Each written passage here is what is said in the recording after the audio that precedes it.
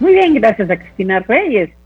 Hoy en el Pleno de la Asamblea se va a llevar a cabo el segundo y definitivo debate de la reforma tributaria. Como decíamos antes, un nombre larguísimo, proyecto de ley orgánica para el desarrollo económico, sostenibilidad fiscal tras la pandemia COVID-19. La reforma aparentemente, como ha sido observada desde las diferentes bancadas, según el informe de mayoría, baja la meta de recaudación propuesta por el gobierno. ¿Qué impacto tiene esto para el gobierno, pero también para la ciudadanía? Lo vamos a conversar con el economista Larry Yumibanda, presidente del Círculo de Economía de Guayaquil. Bienvenido economista, qué gusto tenerlo nuevamente en el programa. Buenos días, Yolanda, buenos días también a la audiencia, ¿no? Gracias. ¿Cuáles serían estos principales cambios que afectarían la meta de recaudación tributaria de 1.900 millones de dólares en los próximos 2 años que tenía previsto el gobierno? A ver, de acuerdo a los debates que se están dando al interior de la Asamblea, puede haber una reducción de aproximadamente unos 400 a 500 millones de dólares por diferentes motivos, por el tema del impuesto a la renta específicamente, y también por el asunto de las deducciones. Entonces, esto de alguna u otra forma sale ganando el gobierno, porque con una posición inicial de que algunos bloques al interior de la Asamblea estaban en contra de los impuestos, pero vamos viendo de que tanto Pachacuti como la Izquierda Democrática van a apoyar la reforma, y el gobierno de alguna u otra forma va a conseguir los votos y la aprobación en segundo debate de este proyecto de ley, que a nuestro juicio es recaudatorio, que no es lo conveniente para la situación económica que está viviendo el Ecuador, pero va a ser aprobado y gana el gobierno, ¿no? Ya, ese criterio que tiene usted de que es recaudatorio, de que es fiscalista, lo comparten muchísimas personas, incluso de la línea ideológica del gobierno. ¿Cómo pudo haber sido propuesto esta reforma que más bien tendiera hacia la reactivación y desarrollo de la economía? Es que hay un acuerdo con el Fondo Monetario Internacional. Ese es el asunto. Ya llegaron a un acuerdo, negociaron el acuerdo y el gobierno se comprometió a subir los impuestos. Las condiciones económicas han cambiado. Hay un precio del petróleo por encima de los 73, 74 dólares. De alguna otra forma la economía está respondiendo. Hay varios indicadores que apuntan a un mejoramiento de cara a los próximos años. Hay intenciones del gobierno de mejorar la inversión extranjera directa. Entonces no cabía en ningún momento, por ejemplo, establecer cualquier tipo de tributos, porque más allá de a quién vaya directo la medida, genera una percepción de más bien alejar los capitales. Entonces creemos que de alguna otra forma pierde el sector privado y también pierde de alguna otra forma la sociedad civil, porque si queremos reactivar la economía, más bien cabe reducir impuestos. Claro, también estamos en un momento de transición, o sea, no podemos negarnos a ver que en un momento dado, y sobre todo durante la pandemia y post-pandemia, fue sumamente necesaria los créditos del Fondo Monetario Internacional, y obviamente ellos no los dan así liberalmente, sino que hay algunas restricciones que van atadas a ese crédito. Entonces, esos son los hechos, o sea, con eso tenemos que trabajar. Ahora, veamos puntualmente cómo afecta a la ciudadanía ya en el día a día lo que hoy se resuelva hoy en el transcurso de este tiempo se resuelva desde la Asamblea. Por ejemplo, en lo referente al impuesto a la renta. Finalmente la propuesta es de subir ese techo que había puesto, o esa base que había puesto el gobierno, de 2.000, subir a 2.600, ¿verdad? ¿Eso qué quiere decir, por favor, economista? Que a partir de ese monto van a tener que pagar un valor adicional a lo que venían pagando el impuesto a la renta. También hay que indicarle a la ciudadanía que las deducciones cambian. El proyecto inicial estaba 5.000 más un porcentaje de acuerdo a la fórmula. Inicialmente la legislación establece 14.000 millones y pico. Ahora en el debate quedó a 10.000. Entonces igual la base imponible va a ser de la otra forma mayor, porque las deducciones van a bajar de 14.000 a 10.000 aproximadamente, y por lo tanto los impuestos de quienes pagan impuesto a la renta van a pagar un poquito más. Entonces, eso de alguna otra forma es menos recursos al bolsillo, en este caso de los ciudadanos, y de alguna otra forma el gobierno apunta a aumentar la recaudación. Pero aquí hay algo muy importante que lastimosamente no se pudo debatir al interior de la Asamblea, es que el gobierno de alguna otra forma, sin subir los impuestos, puede aumentar la recaudación. Entonces, por ejemplo, en este año son 900 a 1.000 millones de dólares adicionales con respecto al 2020. Y para los próximos años se proyecta un aumento de la recaudación de mínimo 500 millones de dólares anuales. Entonces, sin necesidad de subir los impuestos y solamente proyectando el crecimiento económico, podemos cumplir con el Fondo Monetario Internacional sin subir los impuestos. A ver, ¿y esta proyección está basada en qué? ¿En qué se fundamenta? En los mismos acuerdos técnicos con el Fondo Monetario Internacional. El gobierno en su Plan Nacional de Desarrollo pone un nivel de crecimiento económico escalonado hasta llegar al 5% al año 2025.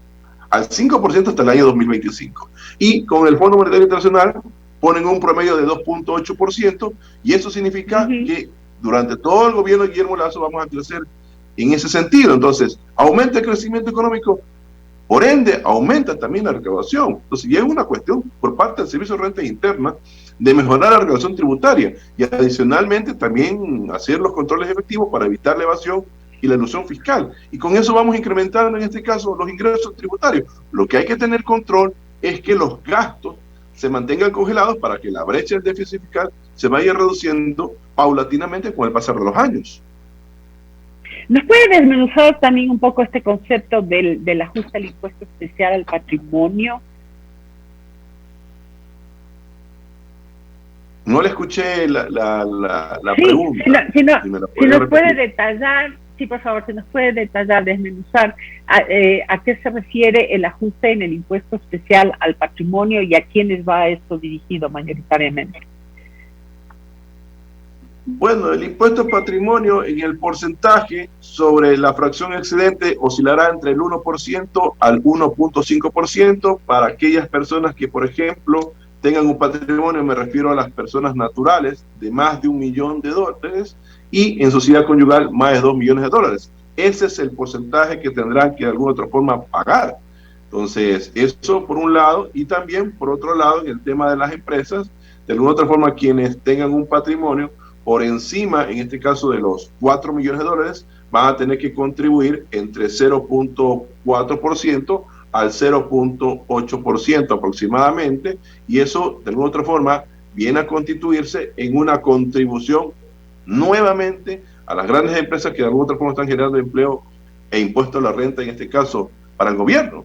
Entonces, cuidado, ya se está constituyendo desde el año 2016 que todas estas contribuciones solidarias, temporales, a la larga se están contribuyendo ya en aportes permanentes, y que de alguna otra forma el gobierno debería transparentarlo y ponerlo de forma definitiva, pero insistimos, creemos que de alguna otra forma hoy la economía necesita estímulos económicos, y si quieren hacer una reforma tributaria deben bajar los impuestos, no generar ningún tipo de subida de impuestos. Ok, eso es lo que mayoritariamente uno ve de parte de los analistas, es más bien bajar los impuestos, los consumos, el impuesto a los consumos especiales también. Por ejemplo, el tema de las bebidas alcohólicas, que ahora ha venido ya la queja del sector turístico, por ejemplo, y hotelero y de restaurantes, porque entonces, claro, siempre va a haber algún sector afectado con estos temas. Y lo que no sabemos, quizás usted nos pueda decir, es el impacto que tienen estas medidas para recaudar más impuestos. ¿Vale la pena? Bueno, el gobierno ha dicho que con estas medidas va a ayudar al deporte, por ejemplo. También vemos que en el proyecto de ley hay cosas rescatables, como por ejemplo el tema de las remisiones de multas, recargos y otros valores al sector turístico. Me parece en este caso que es positivo, porque de alguna otra forma el turismo ha sido uno de los sectores más golpeados por el asunto de la pandemia. Y así sucesivamente creemos con el tema de la disminución del IVA con respecto a los artículos de higiene para la mujer, o el ICE, la disminución del ICE, por ejemplo, para algunos servicios de telefonía celular, parece positivo. Creemos que eso de alguna otra forma le permitirá a las personas más bien aumentar su consumo, que eso es lo que al final todos buscamos, que aumente el consumo, en este caso, de los ecuatorianos. Pero dentro del balance global, este proyecto de ley de alguna otra forma, ya lo hemos dicho como parte de la entrevista y ha sido mi posición durante todo este tiempo del debate en los medios de comunicación, es que es totalmente recaudatorio y el gobierno piensa de que con eso va a alguna otra forma a aumentar su recaudación, que insisto, sin subir los impuestos puede cumplir con el Fondo Monetario Internacional a base del crecimiento económico. Pasando ahora al tema de lo laboral, ayer se realizó una segunda sesión del Consejo Nacional del Trabajo y Salarios para fijar el salario básico unificado del 2022. Como siempre, porque creo que no ha habido excepción en este sentido, nunca se llega a un acuerdo y finalmente es el Ministerio de lo Laboral quien pone el tema del aumento salarial. ¿Cómo ve usted que se va a manejar en esta ocasión y hasta dónde se puede estirar las sábanas? Ya que ha sido también un ofrecimiento de campaña del presidente Guillermo Lasso el ir incrementando paulatinamente el salario básico de los ecuatorianos. El aumento de los salarios para el próximo año es inminente. En eso no hay discusión. A lo mejor haya detalles de cuánto debe aumentar el salario. Como sabemos, y usted lo acaba de decir muy claramente, nunca se van a poner de acuerdo entre el sector de los trabajadores y el sector empresarial. Primero, por pedir por parte de los trabajadores 50, 80 dólares mensuales adicionales de sueldo. Y segundo, porque los empleadores quieren la congelación de los salarios o máximo incrementar $3 para el próximo año. Nunca se van a poner de acuerdo. Lo que sí creemos que de alguna otra forma hay que hacer, hacer en función de lo que establece el acuerdo ministerial, en función de la proyección de la inflación para el próximo año. Entonces, con eso, de alguna otra forma, el incremento sería $5, pero y hay una cuestión que tiene que tomar en consideración el gobierno. Para el año 2021, y eso fue a finales del 2020, el gobierno fijó deflación para el año 2021. Pero ya la inflación acumulada a octubre de este año está en el 1.8% aproximadamente, y puede ser que cierre en esa cifra hasta diciembre del año 2021. Entonces, hay que también de alguna otra forma generar el mejoramiento de la pérdida de la capacidad de consumo de los trabajadores. Por eso que nosotros hemos dicho que el incremento para el próximo año debería ser en este caso de $12 mínimo, hasta un máximo de $25 mensuales, que eso fue el ofrecimiento por parte del presidente Guillermo Lasso. Pero lo que nosotros hemos dicho mínimo 12, que de alguna otra forma compensa la subida de precios de este año 2021 y compensará la subida de precios para el próximo año.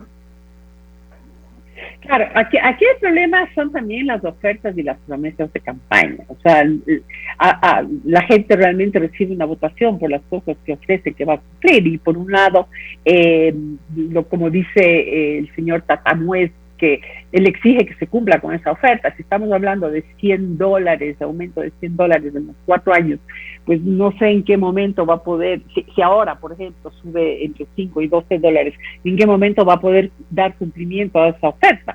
O simplemente fue parte del populismo, digamos, electoral. O sea, nosotros hemos hecho una proyección de acuerdo a las proyecciones de crecimiento económico, porque eso de otra forma fija la productividad, en este caso laboral, puede llegar hasta $460 en todo el gobierno de Guillermo Lasso, en las condiciones como se ha proyectado la economía al 2.8% promedio, al 2.8% promedio. Si la economía crece un poco más, 3%, 3.5% promedio, a lo mejor el aumento salarial puede incrementarse, superando los 460, que fue la proyección que nosotros hemos hecho de cara a este tema. Por eso que ya depende, en este caso, de las políticas estructurales del régimen.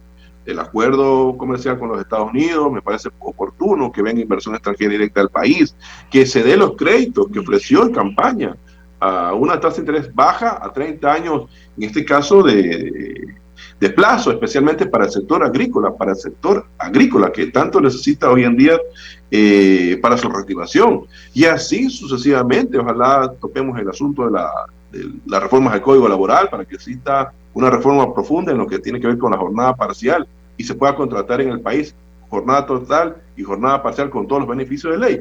Y así sucesivamente, eso es lo que aspiramos todos los ecuatorianos, para que crezca la economía, crezca la recaudación y también de la otra forma también crezcan los salarios del sector trabajador en el Ecuador.